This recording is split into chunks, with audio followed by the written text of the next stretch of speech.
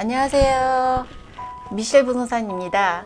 자, 오늘은 그 부동산에서 빠질 수 없는 부분이 모기지죠. 네, 그래서 바이어분들이 너무나 많이 궁금해하시는 그 모기지 부분에 대해서 자, 오늘은 그 모기지 전문가 하윤씨님 아주 그 신화적인 존재, 그렇죠? 네, 힘들게 모셨는데 그 모기지에 대해서 많은 궁금증을 다 오늘 시원하게 대답을 해드릴 거거든요. 그래서 이제 그 바이어분들이 궁금해하시는 셀러분들이 궁금해하시는 그 지금 모기지 그 현재 상황이 어떻게 되는지 한번 거기에 대해서 얘기를 나눠보도록 할까요? 자, 오늘 그러면 힘든 자리 해주셔서 감사합니다, 현신님. 아닙니다. 불러주셔서 감사합니다. 네. 네네. 그러면 지금 현재 그 모기지 이자율이 어떻게 되나요? 현재 보통 기준 은행들은 고정금리가 한 5%대에 네. 있고요. 변동금리 같은 경우는 아직도 6%대에 머물러 있습니다. 네. 그러면 뭐 이렇게 이자율이 얼마나 이렇게 갈 것 같으세요? 저도 몰개지를 많이 하지만 이율은 아무래도 여러 가지의 영향을 받기 때문에 확정할 수는 없을 것 같은데 네네. 아무래도 경기 침체가 오고 해야 되니까 적어도 내년 올해 말이나 내년 초나 되어야지 이자율이 떨어지지 않을까 싶은데요. 네. 저번 주에 지금 미국 은행이 하나가 부도가 나면서 지금 오늘 갑자기 이제 채권 금리나 이런 게 떨어지기 시작했어요, 일드가. 그래서 예. 그런 게 모기지 이율에 영향을 끼치긴 합니다. 그래서 네. 한번 좀 지켜보다가 네. 결정을 해야 되겠지만 아무래도 떨어질 때까지는 시간이 좀 걸리지 않을까. 그렇죠. 우리가 예전에 네. 알던 그 레벨로 떨어지려면 한참 시간이 걸릴 것 같습니다. 네. 그럼 뭐 지금 현재 뭐 주택 구입이나 네. 아니면은 뭐 투자를 생각하신 분들은 올해 같은 경우는 그냥 지금 하셔도 이제 괜찮으시겠네요. 뭐 그닥 이렇게 변동 사항은 올해는 없을 것 같으세요? 네, 이유 자체는 그렇게 큰 변동은 없을 것 같은데요. 네. 지금 이제 저번 주에 나온 이 뉴스를 봤을 때 고정금리가 그래도 지금보다는 조금 더 줄여지지 않을까 기대하고 있습니다. 네. 네. 그러면 지금 이제 많이 거래를 해보시겠지만 네. 바이어분들이 변동을 많이 하시나요? 아니면 고정을 많이 하시나요? 현재로서는 좀 바이어분들이 양쪽을 나뉘시는데요. 변동 네. 같은 경우에는 디스카운트를 많이 주는 은행들이 있습니다. 예전에 팬데믹 때는 이제 변동금리가 프라임 마이너스 1% 이렇게 디스카운트 되는 은행들이 많은데 네. 지금은 기존 은행들이 프라임 마이너스 0.3, 0.4 그 정도 수준에 머물러 있거든요. 네. 그러니까 사실 디스카운트가 별로 안 되시니까 실제로는 변동금리를 많이 선택을 안 하시는데 개 중에도 은행 중에도 변동금리가 프라임 마이너스 0.8 정도 디스카운트가 되는 은행들이 있는데 네. 그 은행에 만약에 몰개지를 승인받으실 수 있다 하면 변동금리 선택하시는 손님들도 계시고요. 네. 그 외에는 보통 한 짧은 고정금리를 원하세요. 1, 네. 2, 3년을 원하시는데 지금은 많은 고객님들이 아시다시피 짧은 금리가 긴 금리보다 이율이 더 비싼 상황에 역전이 되어 있는 상황에 와 있기 때문에 내가 1, 2년 고정금리를 원하지만 사실 몰개지 승인받는 것도 까다로워져서 그렇죠. 높은 고정금리가 손님의 몰개지 금액에 영향을 끼친다면 네. 조금 원하지 않으셔도 3년짜리, 4년짜리 선택하기도 하세요. 그래서 그러시군요. 선호도는 짧지만 상황에 따라서 그렇군요. 네네네, 길게 선택하시는 경우도 있으세요. 그러면 그 모기지 승인을 받는데 가장 그, 네. 그 기준은 뭐가 될까요? 아무래도 가장 큰 기준은 인컴이 기준이실 것 같아요. 그렇군요. 어쨌든 네. 가장 기본적인 거고요. 캐나다에서 버는 수입을 가지고 몰기지 금액을 책정을 하는데 예전같이 똑같은 인컴이라 하더라도 네. 이자가 많이 올랐기 때문에 이자율이 올랐기 때문에 스트레스 테스트 같은 걸 했을 경우 받을 수 있는 몰기지 금액이 확연히 줄어들긴 했습니다. 그러면 잠깐 여기서 궁금한 게 생겼어요. 네. 그러면은 이제 한국에서 여기로 이제 이민을 오신 분이 많으시잖아요. 이제 많으시죠. 영주권을 이제 네. 취득하고 계시고 이제 이제 정착을 하시고자 이제 주택 구입을 많이 이제 상담을 하시는데 네.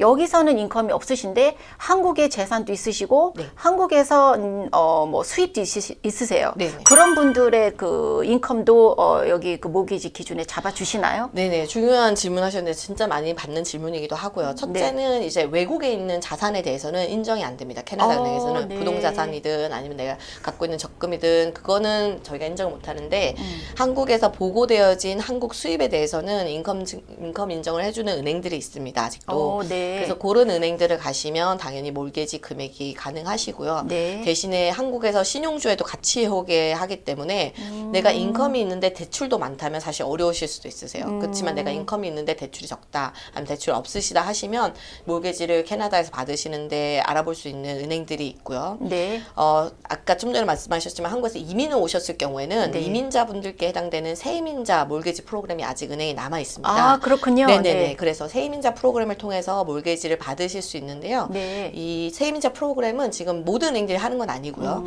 은행들 중에도 몇 군데 은행만을 지금 하고 있고요. 네. 기본적으로 세입자 프로그램의 취지라는 거는 뭐냐면 이제 캐나다에 새로 정착을 하러 오신 이민자분들이 인컴이 이제 한국에서 벌던 것만큼이 높지 않을 경우, 하지만 여기서 일자리를 구해서 일을 시작하셨을 경우에 그 일자리를 통해서 캐나다에 정착하는 시간이 길어지면 벌 수 있는 인컴이 더 높아진다라는 가정하에 모기지를 받는 거예요. 네, 그래서 그렇군요. 이제 은행에서는 트레디셔널한 방법은 아니죠, 이게. 그렇기 때문에 다운 페이먼트를 최소한 35%를 원하고요. 모든 은행들이, 네, 네. 뉴커머스를 가진 모든 은행들이 35%를 요구하고 그 외에 또 몰개지를 1년이나 2년 정도 내야 되는 여유 자금을 추가로 캐나다에 같이 가지고 있기를 요구하고 있습니다. 아, 네.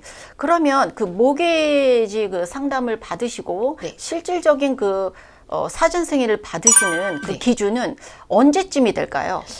제가 상담을 많이 해보면 이제 네. 어려운 점 뭐냐면 다운 페이먼트를 아직 어떻게 가져올지 결정 못 하신 분들이 굉장히 많이 있으세요. 네.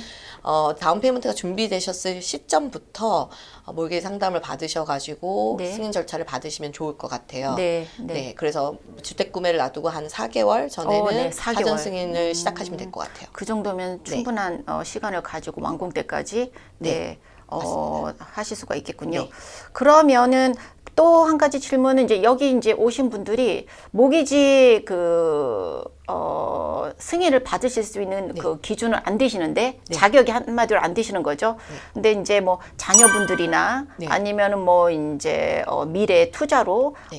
이제 집을 주택 구입을 생각을 하고 계시는데 네. 퀄리피케이션이 안 되셨을 때는 다른 분하고 또 명의를 네. 또 가족분들에서 이제 그 해주실 수 있는 그 방법이 있나요? 네네, 그럼요. 이제 직계가족을 통해서 만약에 네. 내가 집을 구매했을 때 내 자격 조건이 인컴이든 신용점수든 뭐가 부족하다고 한다면 보증인으로 설정이 될 수 있는 방법이 있는데요. 은행마다 룰은 조금씩 다릅니다. 그렇죠. 그러니까 같이 집을 타이틀에 공동명의에 올라가야 되는 은행도 있고요. 네. 공동명의에 올라가지 않지만 보증인으로 인정을 해주는 경우도 있고요.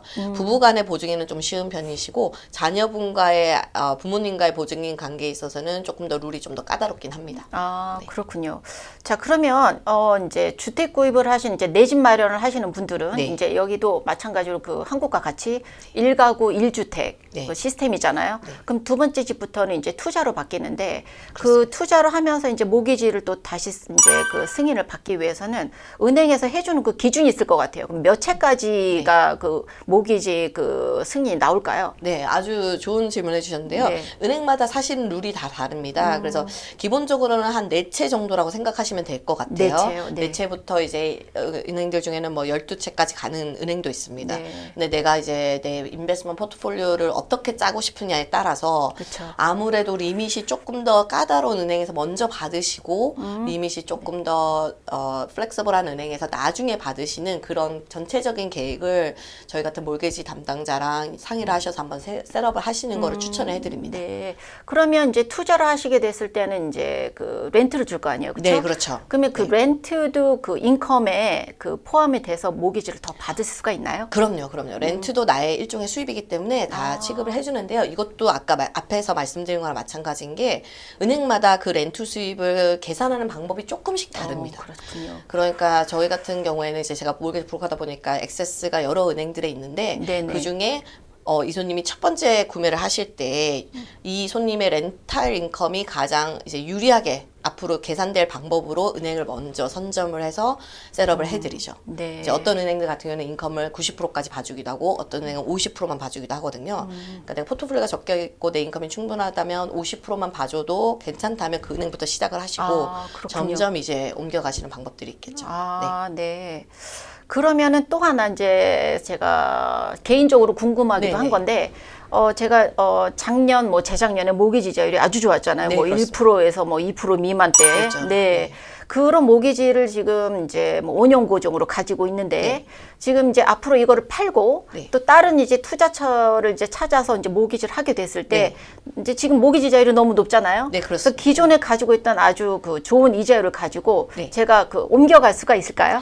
네. 은행마다 이제 기준이 좀 다르긴 한데, 폴팅이라 그래서 몰개지를 한쪽 내가 갖고 있는 집에서 다음 집으로 옮겨갈 수는 있어요. 하지만 중요한 건 내가 새 집을 갈 때에도 몰개지 승인 절차는 똑같이 받는다는 거예요. 거예요. 그래서 이율이 낮은 이율로 승인을 받는 게 아니라 현재의 기준으로 승인을 받아서 네. 승인이 나면 내가 갖고 있는 기존의 몰개지를 옮겨가는 방법이세요. 네. 그렇기 때문에 앞에도 말씀드린 것처럼 요즘은 이제 몰개지 승인받는 방법들이 굉장히 까다로워졌기 때문에 네, 네. 원하시고 방법이 있다 하더라도 옮겨가시기 어려우신 경우도 있으세요. 아, 그렇군요. 네. 그다음에 다음 질문은 이제 저희 그 팀이 네. 아무래도 분양 위주로 이제 많이 네, 네, 그렇죠. 딜을 하다 보니까 네, 네. 가장 궁금해하시는 부분이 이제 모기를 하셨을 때 리셀하고 다른 게 그 분양은 그 purchase price 플러스 GST가 있잖아요. 그렇죠, 맞습니다. 그 부분까지도 모기지에 포함돼서 승인을 네. 받을 수가 있나요? 네, 맞습니다. 네. 굉장히 질문을 많이 하세요, 손님들께서. 그래서 네. 저희가 몰개지를 계산할 때 기준은 이 집값이기 때문에 집값에는 GST가 포함되어 있습니다. 그걸 어, 내셔야지 네. 내 것이 되니까. 그렇군요. 그래서 분양가 플러스 GST까지 한 가격을 기준으로 몰개지를 뭐 80%를 받든 70%를 받든 설정하게 되어 있습니다. 그러면은 뭐 GST에 대한 어떤 추가적인 5%에 대한 어떤 캐시를 일부분은 그쵸 몰개지로 네. 받으실 수 있으신 그러면 거죠. 거기에 대한 네. 그런 어떤 부담은 없으시겠네요. 네네네. 하지만 이제 대신에 승인을 취득세는 또 포함이 준비를 안 하셔야 되십니다. 되죠. 맞습니다, 맞습니다. 굉장히 그거는- 많이 헷갈리실 것 같아요, 그렇죠? 맞아요, 맞아요. GST는 많이 물어보세요. 모기지 포함이 돼 있고, 네. 하지만 취득세는 포함되지 캐시로 않는다. 따로 준비를 하셔야 돼요. 맞아요, 분양 맞습니다. 같은 경우는 네네. 그래서 확실하게 이해를 하셨기를 바랬고요. 그다음에 이제 마지막 질문은 레지덴셜과 커머셜 네. 그 기준이 다른지 그게 궁금해요. 요즘에는 이제 커머셜 물건 많이 보시는 손님들이 계시는데요. 다른 계산법으로 몰개지를 설정하긴 해요. 근데 큰 아이디어는 뭐냐면 이제 커머셜 빌딩 같은 경우는 이 빌딩에서 나올 수 있는 캐시플로우를 되게 중요하게 생각합니다. 은행에서. 네. 그래서 내가 비즈니스를 한다면 비즈니스에서 나올 수 있는 레비뉴 아니면 내가 가지고 있는 비즈니스의 히스토리에서 나오던 레비뉴 같은 게 굉장히 중요하시고요. 내가 렌트가 되는 커머셜 빌딩을 보신다고 하면 사실 그 건물에서 나오는 렌트비를 기준으로 그 비즈니스 론을 설정하세요. 그래서 네. 비즈니스 커머셜 같은 경우는 저희가 더 이상 레지덴셜이라고 부르지 않고 비즈니스 론이라고 저희가 부르고요. 비즈니스 론 같은 경우는 기본적으로 비용이 레지덴셜보다는 1, 2%, 2, 3%더 비싸다고 생각하시면 되세요. 이율이. 네. 왜냐면 이제 텍스 라이트업이 다 가능하시기 네. 때문에 비용이 비싸고 뭐 감정가, 부대 비용도 있거든요. 변호사 비용 이런 것도 커머셜은 레지덴셜하고 다르게 굉장히 비싸지죠. 비용 자체가. 네. 네. 네. 자, 오늘 하윤심하고 아주 중요한, 아주 좋은 얘기를 나눴는데요. 앞으로 그 모기지에 대해서 궁금하신 분들 하윤심님께 직접 연락을 해주시고요. 여기 전화번호, 인포메이션 나갑니다. 예. 그래서 하윤심하고 아주 좋은 그 모기지 상담 받으시고 좋은 이자율로 주택 구입에 도움이 되셨으면 하는 바람입니다. 그래서 다음 기회에 또 저희 그 부동산에 관련된 전문가분들 모시고 또 좋은 자리 만들어서 다시 찾아뵙도록 하겠습니다. 자, 그러면 오늘 여기서 마무리할게요. 구독, 좋아요, 알림 설정 부탁드립니다. 감사합니다.